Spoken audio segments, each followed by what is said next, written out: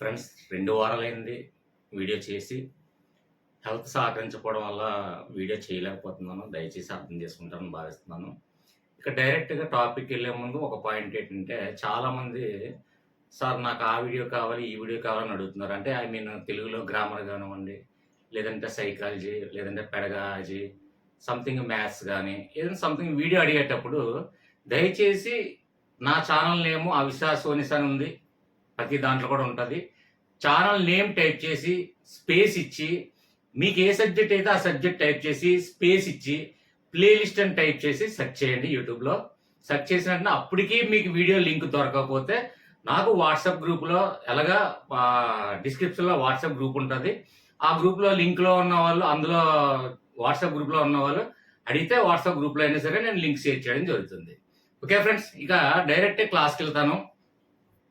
Friends, ఇది చెప్పే ముందు ఇక్కడ టాపిక్ ఏంటంటే, నేను ఏ వీడియో చేసినా సరే ఖచ్చితంగా లాజికల్‌గా, లేదంటే కోడ్ రూపంలో గాని, లేదంటే ఒక స్పెసిఫిక్‌గా ఏదో ఒక ఎలా గుర్తుపెట్టుకోవాలి అనే ఉద్దేశంతో నేను ఆలోచించి నేను వీడియో చేయడం ముందు ఖచ్చితంగా నేను సబ్జెక్ట్ మొత్తం క్షుణ్ణంగా పరిశీలించిన తర్వాత, స్టడీ చేసిన తర్వాత, కన్సిడర్ అయిన తర్వాతే నేను ఏదైనా లాజిక్స్ గురించి ప్రిఫరెన్స్ ఇవ్వడం జరుగుతుంది.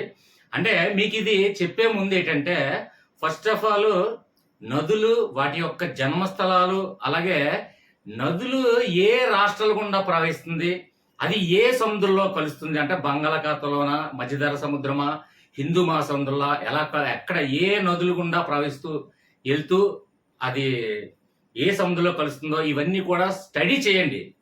మనకి ఎగ్జామ్ పాయింట్ ఆఫ్ వ్యూలో తక్కువ టైం ఉంది. ఇప్పుడు ఆల్రెడీ టెట్ చాలా మంది రాశారు. ఇక డిఎస్సి రేపా మాపా అన్నట్టు ఉంది. కాబట్టి తక్కువ టైంలో మనకి ఈ జన్మస్థలాలు ఎలా గుర్తుపెట్టుకోవాలి అంటే, చదవకూడదు, కంఠస్థ పెట్టుకూడదు, పెన్ను పేపర్ యూజ్ చేయకుండా డైరెక్ట్గా ఎగ్జామ్ హాల్లో మనకు ఒక చిన్న లాజిక్ను ఉపయోగించి, మనకి నది పేరు అవసరం లేదు, జన్మస్థలం పేరు కూడా అవసరం లేకుండా డైరెక్ట్గా ఆ లాజిక్తో మనం మ్యాచ్ చేయగలిగితే కరెక్ట్ ఆన్సర్ మనం పెట్టచ్చండి. అది నేను నా ప్రతి వీడియో కూడా లాజికల్గా ఉంటుందనే విషయం మీకు అందరికీ తెలుసు. నేను మీకు ఏంటంటే, మీకు చెప్పేది ఏంటంటే, లాజికల్గా ఓన్లీ ఏంటంటే ఎగ్జామ్ పాయింట్ ఆఫ్ వ్యూలో ఎలా యూటిలైజ్ చేసుకోవాలో నేను ఎక్స్ప్లెయిన్ చేస్తాను. స్టడీ గురించి మాత్రం ఖచ్చితంగా మనం ఏదైనా లాజికల్గా చేసే ముందు, కోడ్ రూపంలో చెప్పే ముందు ఖచ్చితంగా ఆయా సబ్జెక్ట్ని క్షుణ్ణంగా స్టడీ చేయండి. ఎందుకంటే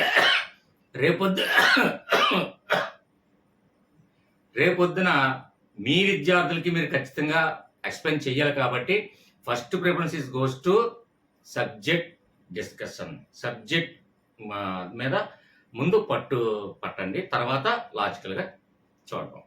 అయితే ఇక్కడ నదులు, వాటి యొక్క జన్మస్థలాల పేర్లు, నది పేరు మనకు అవసరం లేదు, అలాగే జన్మస్థలం కూడా పేరు అవసరం లేకుండా ఓన్లీ మ్యాచ్ చేద్దాం.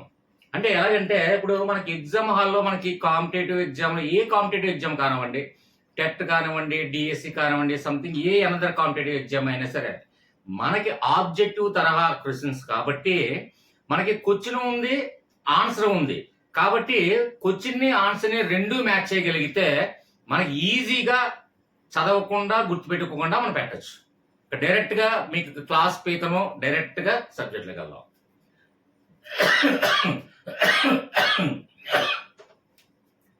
హెల్త్ సహకరించట్లేదండి. ఆల్రెడీ టైఫాయిడ్ వచ్చింది. సో ఏంటంటే దగ్గు, అలాగే కఫ్ ఇలాగా ఉంది. అందుకే వీడియో కూడా చేయలేకపోతున్నాను. అలాగే హెల్త్ ఇష్యూస్ వల్ల వీడియోలు చేయలేకపోతున్నాను. అది మీరు కొంచెం అర్థం చేసుకుంటారని భావిస్తున్నాను. ఇక్కడ చూడండి, ఫస్ట్ ఇక్కడ చూడండి, కృష్ణా నది. కృష్ణా నదిలో ప్రతి దానికి చూడండి, కృష్ణా నది జన్మస్థలం ఏది అని అడిగినప్పుడు మనకి ఏ మరియు బి మరియు సి, డిలో మనకి అక్కడ ఆన్సర్ అనేది ఇవ్వడం జరుగుతుంది. అయితే దాంట్లో ఉన్న లాజిక్, ఈ క్వశ్చన్లో ఉన్న లాజిక్ రెండు మ్యాచ్ చేయగలిగితే ఈజీగా మనం పెట్టవచ్చు. ఎగ్జాంపుల్ చూడండి, ఇక్కడ చూడండి, అండర్లైన్ చేస్తున్నాను.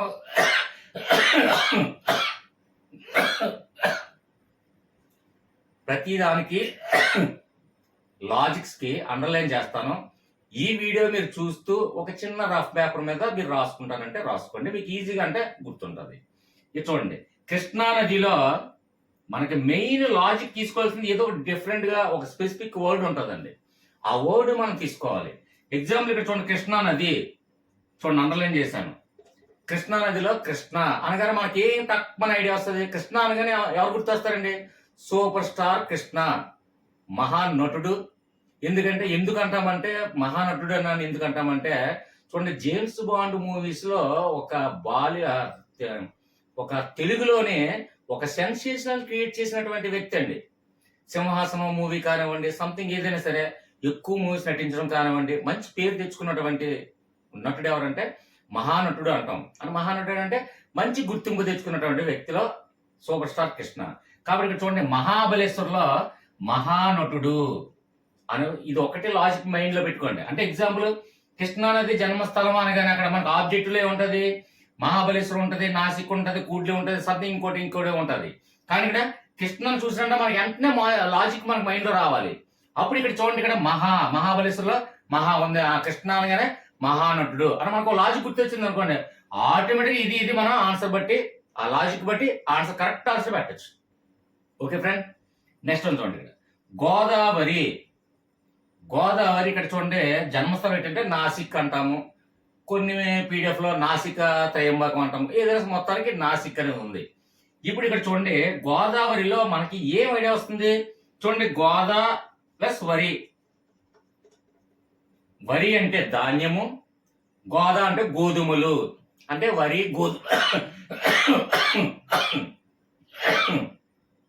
వరి అలాగే గోధుమలు మనం తింటున్నటువంటి పండిస్తున్నటువంటి పంటలు. ఇక్కడ వరి గోధుమలు మనకి ఐడియా తక్కువ, అది ఆటోమేటిక్ గా గోదావరి చూసినట్టే వరి గుర్తు రావాలి, అలాగే గోధుమలు కూడా గుర్తుకొస్తుంది ఆటోమేటిక్. ఇందులోనే ఉంది కదా, ఇందులో పెద్ద కష్టపడాల్సిన విషయం కూడా ఏం లేదు. అయితే ఇక్కడ నాసిక్ లో చూడండి, నాసి రకం. మనం ఎప్పుడైనా సరే చూడండి, ఒక రేషన్కి వెళ్ళినా అంటే ఏంటంటే ఒక మార్కెట్కి వెళ్ళినా గోధుమలు కానీ వరి కానీ కొనేటప్పుడు నాసి రకం బియ్యం తీసుకోవడానికి ఇష్టపడం. నాసి రకం గోధుమలు కానీ, అదే పండించినప్పుడు నాసి రకం ధాన్యం పండించడం కానీ, నాసి రకం గోధుమలు తీసుకోవడం కానీ, పండించడం కానీ మనం చేయడానికి ఇష్టపడం. That's it. అంటే ఓన్లీ జస్ట్ లాజిక్ అంతే మనకి. అంతేగాని నాసిక గోదావరి నాసిక ఎన్ని రోజులు కంటస్తా పెడతాం, ఎన్ని నదులు కంటస్తా పెడతారు.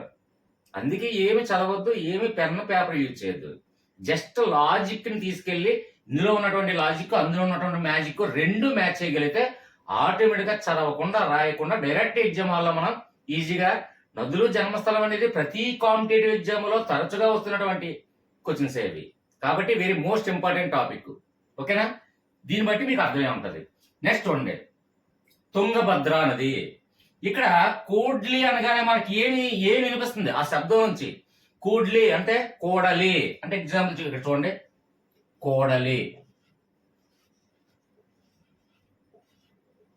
అంటే ఒక టిఎస్ వాళ్ళు చూస్తున్న వాళ్ళు ఉన్నారు. ఇప్పుడు టిఎస్ వాళ్ళకి ఏమంటారంటే కోడలి అంటే అక్కడ టిఎస్ లో చౌరస్తా అంటాం.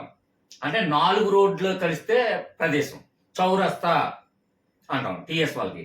ఇక్కడ ఏపీ వాళ్ళకి ఏంటంటే చూడండి, 4 రోడ్ జంక్షన్ అంటే కోడలి. కూడ్లి అనగానే కోడలి మనకు ఆటోమేటిక్ మనకి మైండ్ లోకి రావాలి ఆ లాజిక్. కోడ్లి అంటే కోడలి అంటే 4 రోడ్లు జంక్షన్.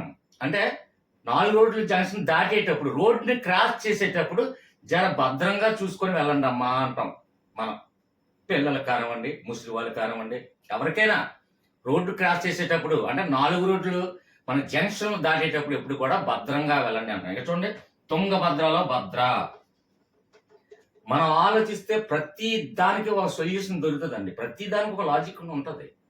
దేన్ని ఎలా లాజిక్ కోడ్ రూపంలో ఎలా పెట్టాలో నా వీడియోస్ అన్ని చూస్తే మీకు ఆటోమేటిక్గా అర్థమయ్యే ఉంటుంది. నా వీడియో అంటే ఖచ్చితంగా లాజికల్ గా ఉంటుంది అని అర్థమయ్యే ఉంటుంది. ఓకే ఫ్రెండ్స్, ఇక్కడ కోడలి అనగానే మీకు అర్థమైంది. 2 సార్లు రిపీట్ చేస్తే మళ్ళీ నెగిటివ్ కామెంట్ చేస్తారు, సార్ బుర్ర తింటున్నారని అంటారు. So continue the class friends. Next one చూడండి, ఇక్కడ మూసీ నది. మూసీ నదిలో మనకి మూసీ అనగానే మనకి ఏమి వినిపిస్తుందండి? ముయ్యటం. అంటే ఏదైనా కప్పడం, ముయ్యటం అంటాం కదా.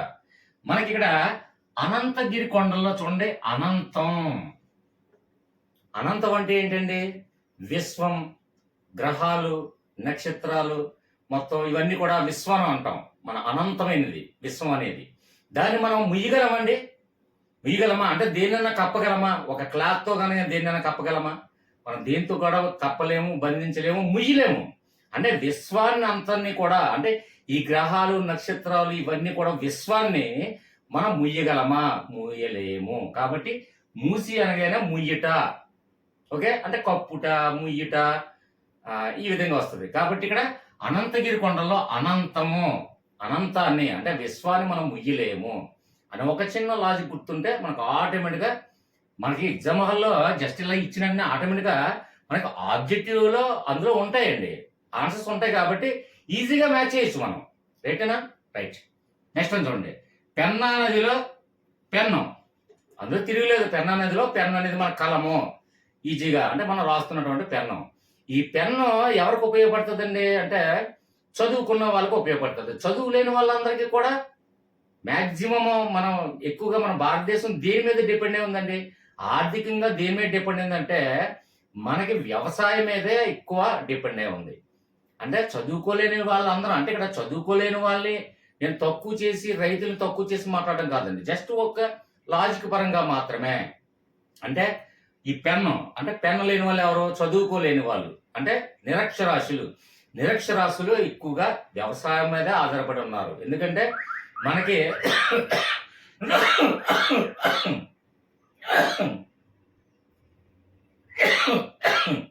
70% ఆదాయం మొత్తం మనకి వ్యవసాయం మీద ఆధారపడి ఉంది. కాబట్టి చదువుకోలేని వాళ్ళు వ్యవసాయం చేస్తారు అని ఒక చిన్న లాజిక్. ఇక్కడ వ్యవసాయానికి ఏంటి సార్ అంటే మనకి ఇక్కడ చూడండి, నంది కొండలు అనగా నంది అంటే ఏంటండి? నంది అంటే ఎద్దు, అంటే ఎద్దులు, ఆవులు, బర్రెలు ఇవన్నీ వస్తుంది. కాబట్టి ఇక్కడ నంది అనగానే మనకి నంది అనగానే ఏంటి? మనకి అక్కడ నందీశ్వరుడు అనేది ఒక పక్కన పెట్టండి. హిందూ ఆచారపరంగా అది దైవంలోకి వెళ్తుంది. కానీ మామూలుగా నంది అంటే మీనింగ్ ఏంటి, అర్థం ఏంటి? ఎద్దు. ఎద్దు అనగానే పశువులు, ఎద్దులు, ఆవులు ఇవన్నీ కూడా వ్యవసాయదారులు అని అర్థం. ఓకేనా? లాజిక్ మనకు ఆ విధంగా మనం గుర్తుపెట్టుకుంటే చాలు, అర్థం చేసుకుంటే చాలు. మైండ్ చిన్నదే బాగా కాన్సన్ట్రేషన్, దేని మీద మనం కాన్సన్ట్రేషన్ దాని మీద ఇష్టం పడి చూపిస్తే ఆటోమేటిక్గా అందులో ఏదో సంథింగ్, ఏ లాజిక్ అని మన మైండ్కి ఆటోమేటిక్గా తడుతుందండి. ఇలాంటి లాజిక్స్ అన్నీ కూడా ఎక్కడ కూడా ఏ పీడిఎఫ్లో, ఏ మెటీరియల్లో ఉండవు. అంటే సబ్జెక్ట్ ప్రిపేర్ అయ్యి అలా చూడగా తర్వాత ప్రతిదీ ఇక్కడ ఏ నదులు ఎక్కడ పుట్టాయి, ఏ రాష్ట్రాల మీదుగా వెళ్తాయి, ఏ మహాసముద్రంలో కలుస్తున్నాయని కూడా నేను సబ్జెక్ట్ క్లియర్గా చెప్పగలను. మనకి ఎగ్జామ్ పాయింట్ ఆఫ్ వ్యూలో నేను మీకు లాజిక్ చెప్తున్నాను. అది మనకి వాట్సాప్ గ్రూప్లో మీరు ఏ నది గురించి, ఏ టాపిక్ మీకు ఎక్కడ పుట్టింది, ఏ స్టేట్ల గురించి వెళ్ళింది, దాన్ని ఎలా గుర్తుపెట్టుకోవాలి, లేదంటే మహాసముద్రం ఏ సముద్రంలో కలుస్తుంది, ఇవన్నీ కూడా ఎప్పుడు కూడా నేను చెప్పేటప్పుడు నదులు సబ్జెక్ట్ ప్రిపేర్ అయినప్పుడు కూడా ఇండియా మ్యాప్ చూస్తూ నదులు ప్రిపేర్ అవ్వాలి ఎప్పుడు కూడా. అప్పుడు సబ్జెక్ట్ మైండ్లో సేవ్ అవుతుంది. సబ్జెక్ట్ వచ్చిన తర్వాత మనకు అన్ని నేర్చుకున్న తర్వాత అప్పుడు ఈ లాజిక్స్ ఆటోమేటిక్గా వచ్చేస్తాయండి. ఇంట్రెస్ట్ చూపించాలి అంతే. ఓకేనా? డిఫరెంట్గా ఆలోచించు, ఇంట్రెస్ట్ చూపించు, సబ్జెక్ట్ని ప్రేమించు. ఆటోమేటిక్గా ఎంత కష్టమైన సార్ నాకు మ్యాథ్స్ కష్టం, లేదంటే ఇంగ్లీష్ కష్టం, లేదంటే సైన్స్ కష్టం, ఫిజిక్స్ కష్టం, కెమిస్ట్రీ కష్టం, కొందరేమో హిస్టరీ కష్టం, కొందరేమో కాన్స్టిట్యూషన్ కష్టం, ఇలా రకరకాల కష్టాలు చెప్తారు. అన్ని సబ్జెక్టులు ఆల్ ఇన్ వన్ ఎందుకు చెప్తున్నాను అంటే అన్నిటికీ కూడా ఇష్టపడితే ఆటోమేటిక్గా కష్టం అనేది ఏమి ఉండదండి. అదొక్కటి మేము మోటివేట్ చేయడానికి ఒక చెప్పాను అంతే.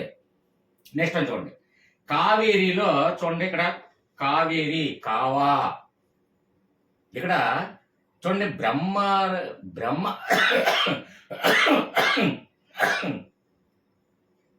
హిందూ పురాణ శాస్త్రాల ప్రకారం బ్రహ్మ గీసిన రాతలో కాకుండా మానుతాయా అంటే కావా అని అంటారు.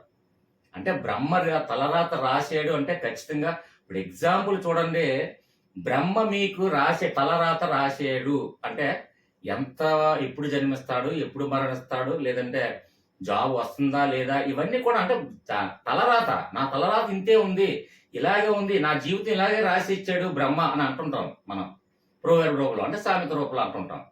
ఇది నిజం కావచ్చు అది వేరే విషయం. మనకు ఓన్లీ ఏంటంటే లాజిక్ పరంగా మనకు కావాలి. కాబట్టి ఇక్కడ కావేరిలో కావా, కావేనం చూడండి, కావా అంటే బ్రహ్మ రాతలు గీసినవి కాకుండా ఉంటాయా? కావా? ఖచ్చితంగా జరిగి తీరుతాయని హిందూ శాస్త్రం నమ్మకం. ఓకేనా? ఇక్కడ చూడండి, బ్రహ్మగిరిలో బ్రహ్మ. ఓకే, లాజిక్ క్లియర్గా కొద్దిగా అర్థం చేసుకోండి, అంతే, అంతకుమించి ఉండదు. నెక్స్ట్ చూడండి, సబర్మతి. ఇక్కడ చూడండి, సబర్మతిలో ఫస్ట్ చూడండి 2 అక్షరాలు అండర్లైన్ చేశాను. మీరు ఒక చిన్న రఫ్ పేపర్ తీసుకొని అండర్లైన్ చేసుకొని మీరు రాసుకున్నా పర్లేదు, లేదంటే నేనైతే పెన్ను పేపర్ యూజ్ చెయ్యనండి. 2 సార్లు జస్ట్ అలా చూస్తా, మైండ్లో సేవ్ చేసుకుంటాను, అంతే. మైండ్ అనేది అన్లిమిటెడ్ అండి అసలు యాక్చువల్గా. ఇప్పుడు ఏంటంటే ఒక ఫోన్ మెమరీకి 120 GB లేకపోతే 250 GB సంథింగ్ జీబీ, మైండ్కి అనేది అన్లిమిటెడ్ అండి. నేను ఎన్నోసార్లు చెప్పాను, అన్లిమిటెడ్ అది.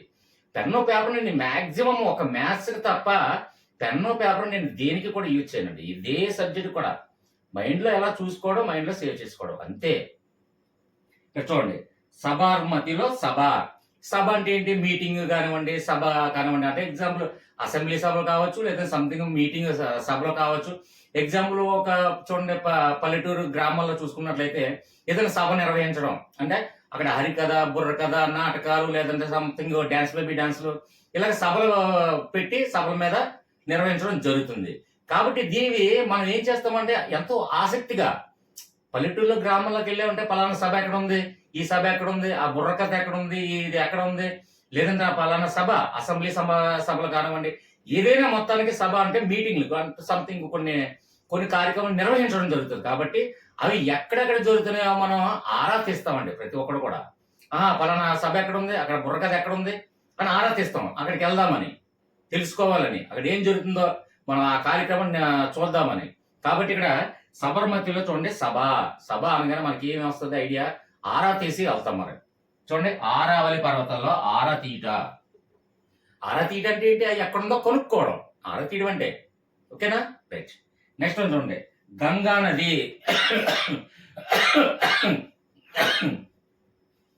దీనికి లాజిక్ అవసరం లేదు, ఎందుకంటే ఇందులో గంగా ఉంది, ఆటోమేటిక్ ఇందులో గంగోత్రి గంగా ఉంది. కాబట్టి దీనికి లాజిక్ అవసరం లేదు, మనం గుర్తుపెట్టుకునే అవసరం లేదు. Okay friends, next one continue. ఇక్కడ నెక్స్ట్ వన్ చూడండి, మహానది. ఇది చూడండి, మహానదిలో మహా అండర్లైన్ చేసాను చూడండి. ఇక్కడ అమరకంటక్ పీఠభూమి. అలాగే నెక్స్ట్ వన్ చూడండి, నర్మదా.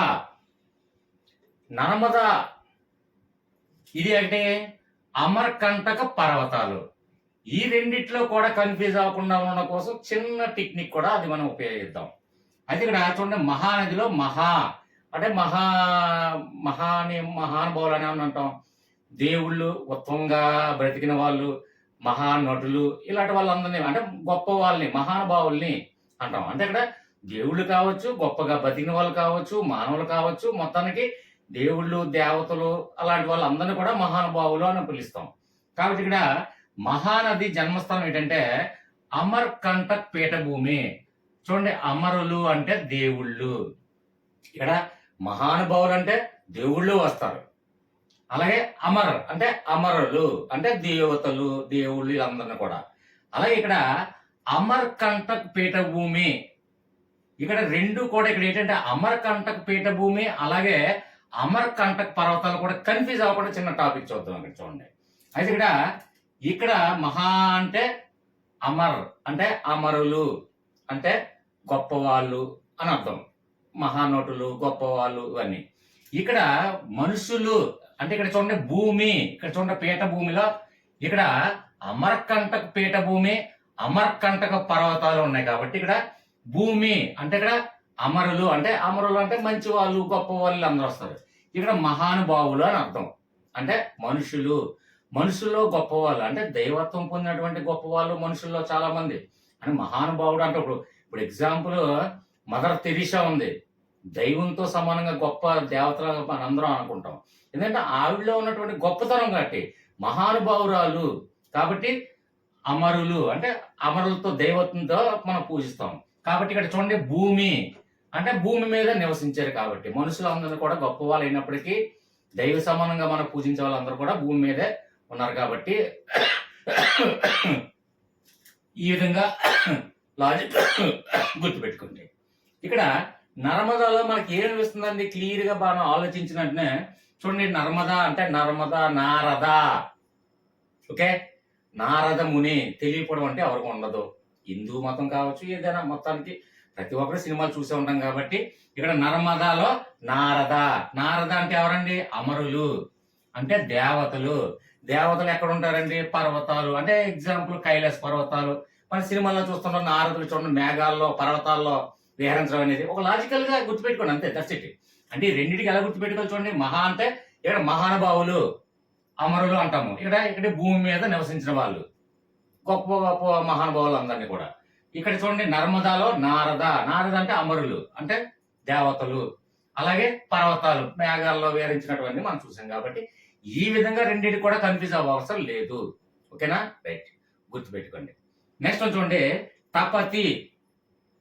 ఇందులో లాజిక్ ఏమంటే ఇక్కడ చూడండి, పతి, పతియే ప్రత్యక్ష దైవము అని మన గొప్ప మహిళలు ఆడవాళ్ళు అనుకుంటారు కదా.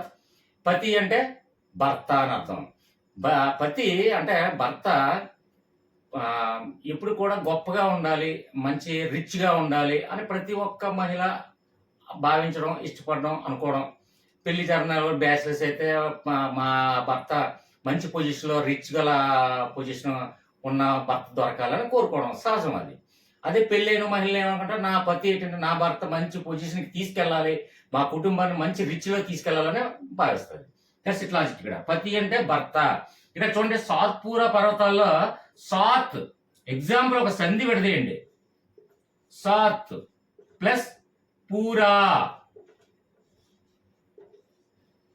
ఎగ్జాంపుల్ అంటే ఎగ్జాంపుల్ ఇది మనకు అర్థం కావడం కోసం నేను విడదీశాను. నేను ఇక్కడ అది సంధి మళ్ళీ పక్కన అన్నీ అడగండి, ఎందుకంటే తర్వాత సంధి గురించి తర్వాత డిస్కస్ చేద్దాం.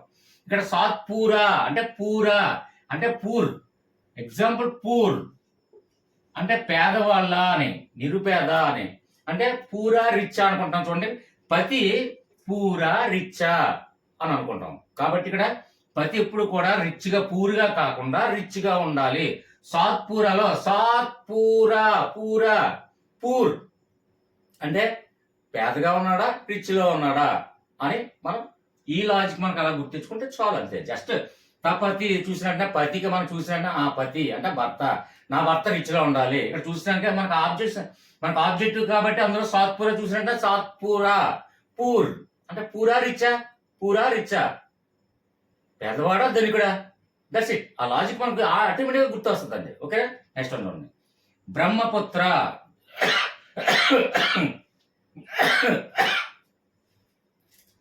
ఇది చమయంగ్ దుంగ్.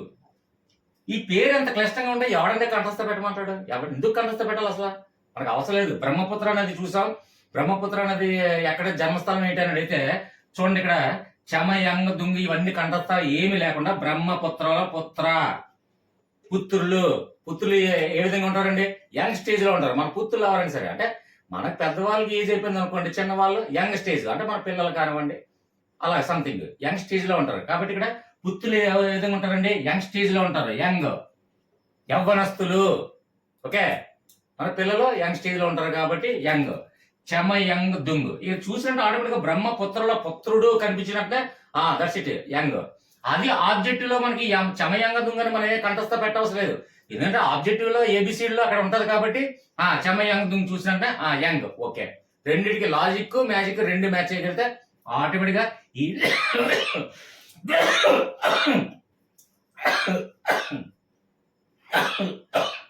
సారీ, ఇది ఎంత క్లిష్టమైన పదం అయినప్పటికీ కూడా కంఠస్థ పెట్టకుండా ఈజీగా మనం ఆప్షన్ అనేది కరెక్ట్ ఆన్సర్ పెట్టగలం. ఓకే ఫ్రెండ్స్, నెక్స్ట్ వన్ చూడండి. ఇక్కడ హుగ్లీ. ఇక్కడ ఫస్ట్ అక్షరం ఏముందండి? హూ అంటే WHO అనుకోండి. ఇక్కడ పోనీ WHO. హూ అనగానే మనకి ఏం గుర్తు రావాలి? WHO. హూ అంటే ఎవరు. క్లాస్ రూమ్ లోకి వెళ్ళిన తర్వాత ఒక టీచర్ పలానది ఎవరో అని అడిగారు, యా నేను, యా నేను అంటాం. అంటే క్యాజువల్ గా ఎవరిది, హూ ఇస్ దిస్ అనగానే సార్, యా నేను సార్ అంటాం. ఇక్కడ చూడండి గిరియాలో యా, యా అంటే ఇక్కడ హుగ్లీ అనేది చూసినట్టే ఫస్ట్ లో అక్షరం ఏంటి? హూ. హూ అనగానే హూ అనగానే యా, హూ అనగానే యా అంటాం, యా నేనే సార్ అంటాం. అదే విధంగా ఇక్కడ గిరియా. ఇప్పుడు ఈ కంఠస్థ పెట్టవలసిన అవసరమే లేదు మనకి, జస్ట్ లాజిక్ మ్యాజిక్ రెండు మ్యాచ్ చేయగలిగితే ఈజీగా మనం జన్మస్థలంలో పెట్టచ్చు. ఏమి కంఠస్థ పెట్టవసరం లేదండి. Okay right. Next one Yamuna, Yamunotri. ఇది మనకి లాజిక్ అవసరం లేదు, ఎందుకంటే ఇందులో నేమ్ ఉంది కాబట్టి ఈజీగా మనం పెట్టేయగలం. ఓకేనా. ఈ వెరీ మోస్ట్ ఇంపార్టెంట్ నదులండి. నెక్స్ట్ ఇంకా మిగిలిన రిమైనింగ్ ఏమైనా నదులు ఏమైనా ఉంటే అవి కూడా చూద్దాం. అది కూడా నెక్స్ట్ పార్ట్ వీలైతే మ్యాక్సిమం చేస్తాను. అది కామెంట్ రూపంలో, అది మీ ఇష్టం ఆధారపడి ఉంటుంది. సార్ ఈ నదులు జన్మస్థలాలు ఇంకా రిమైనింగ్ నదులు ఉన్నా కూడా పార్ట్ 2 చేయండి అంటే ఖచ్చితంగా మీరు ఇచ్చే పాజిటివ్ కామెంట్స్, నేను కొంతమంది కోసం వెయిట్ చేస్తుంటానండి. పాజిటివ్ కామెంట్స్ ఇవ్వడంలో నిజంగా వాళ్ళు ఎలాంటి కామెంట్స్ ఇస్తారంటే గొప్ప ఎనర్జీని ఇస్తుందండి. ఆ కామెంట్స్ చూసిన వెంటనే ఇంకా మళ్ళీ వారి కోసమే ప్రత్యేకంగా వారు ఏ టాపిక్ అడిగితే ఆ టాపిక్ వీడియో చేయాలా అన్నంతగా పాజిటివ్ కామెంట్స్ ఇచ్చిన వాళ్ళు ఉన్నారు. నెగిటివ్ కామెంట్స్ అంటే సార్ బుర్ర తిన్నారు, కొంచెం ఎక్కువ టైం లాగ్ ఎక్కువ చేశారు, ఇలాంటి కొన్ని వస్తుంటారు, కామన్ థింగ్ అది. Okay friends. ఇక నెక్స్ట్ ఇంకో విషయం ఏంటంటే దయచేసి ఇక్కడ చూడండి, నా వీడియో ప్లే అవుతున్నప్పుడు ఇక్కడ మోర్ దగ్గర క్లిక్ చేయండి. క్లిక్ చేస్తే డిస్క్రిప్షన్ లోనే నా వాట్సాప్ లింక్ ఉంది. దయచేసి నేను మీకు రిక్వెస్ట్ ఏంటంటే ఇక్కడ చూడండి, సబ్స్క్రైబ్ బటన్ పక్కన జాయిన్ అని చూడండి. ఆ జాయిన్ దగ్గర క్లిక్ చేసిన వాళ్ళు, సార్ ఏంటి సార్ బెనిఫిట్ ఏంటంటే జాయిన్ అయ్యి మెంబర్షిప్ తీసుకున్న వాళ్ళు మాత్రమే దయచేసి డిస్క్రిప్షన్ లో వాట్సాప్ లింక్ లో నాకు రిక్వెస్ట్ పెట్టండి, ఫ్రెండ్ రిక్వెస్ట్ పెట్టండి ప్లీజ్. రిక్వెస్ట్ ఎందుకు రిక్వెస్ట్ గా నేను చెప్తున్నానంటే నా వాట్సాప్ గ్రూప్ లో ఉన్న సభ్యులు ప్రతి ఒక్కరికి, అందులో కూడా ఎస్పెషల్ ఏంటంటే జాయిన్ బటన్ ద్వారా జాయిన్ అయ్యే మాత్రమే వాట్సాప్ గ్రూప్ లో ఉండండి. అలాగే వారికి నేను ఇచ్చే బెనిఫిట్ ఏంటంటే మీరు ఏ సబ్జెక్ట్ నుంచి, ఏ వీడియో నుంచి, ఏ కాంపిటేటివ్ ఎగ్జామ్ నుంచి కావాలన్నా పర్టికులర్ టాపిక్ చెప్తే ఆ టాపిక్ మీకు ప్రిఫరెన్స్ ఇస్తూ మీ వీడియో చేసిన తర్వాత నెక్స్ట్ వీడియో చేస్తాను. ఇది జాయిన్ బటన్ ద్వారా జాయిన్ అవ్వాలి మాత్రమే ప్రిఫరెన్స్ ఇవ్వడం జరుగుతుంది. అలాగే డిస్క్రిప్షన్ లో వాట్సాప్ గ్రూప్ ఉంది. వాట్సాప్ గ్రూప్ లో ఖచ్చితంగా మీకు ఏ సబ్జెక్ట్ కావాలన్నా నిరంతరం కూడా, మీకు ఏ డౌట్స్, మోటివేషన్ కావాలన్నా, టెట్, డిఎస్సి మోటివేషన్ సబ్జెక్టు, లేదంటే సైకాలజీ, పెడగాలజీ, లేదంటే మ్యాథ్స్ కానివ్వండి, ఇంగ్లీష్ కానివ్వండి, ఆల్మోస్ట్ అన్ని సబ్జెక్టులు, ఏ కాంపిటేటివ్ ఎగ్జామ్ మీ ఇష్టం, ఛాన్స్ ఈజ్ వర్స్. కాబట్టి ఖచ్చితంగా వాట్సాప్ గ్రూప్ లో నేను అడిగితే సబ్జెక్ట్ డిస్కస్ చేస్తూనే ఉంటాను, ఎక్స్ప్లెయిన్ చేస్తూనే ఉంటాను. అది మాత్రం గుర్తుపెట్టుకోండి దయచేసి ప్లీజ్. నేను ఇచ్చి ఇంకొక రిక్వెస్ట్ ఏంటంటే వాట్సాప్ గ్రూప్ లో ఉన్న సభ్యులు దయచేసి నేను మెసేజ్ పెడితే రెస్పాండ్ అవ్వండి. ఎందుకంటే నెక్స్ట్ ఏ వీడియో చేయాలో కూడా నేను వాట్సాప్ గ్రూప్ లో ఖచ్చితంగా నేను పోలింగ్ నిర్వహించి ఎక్కువ పర్సెంటేజ్ వచ్చిందో నెక్స్ట్ వీడియో చేయడానికి ప్రిఫరెన్స్ ఇస్తాను. Okay friends. నెక్స్ట్ మంచి టాపిక్ తో మళ్ళీ మీ ముందుకు వస్తాను. అప్పటి వరకు కూడా థ్యాంక్ యూ అండి. మంచి కామెంట్స్ ఇవ్వండి.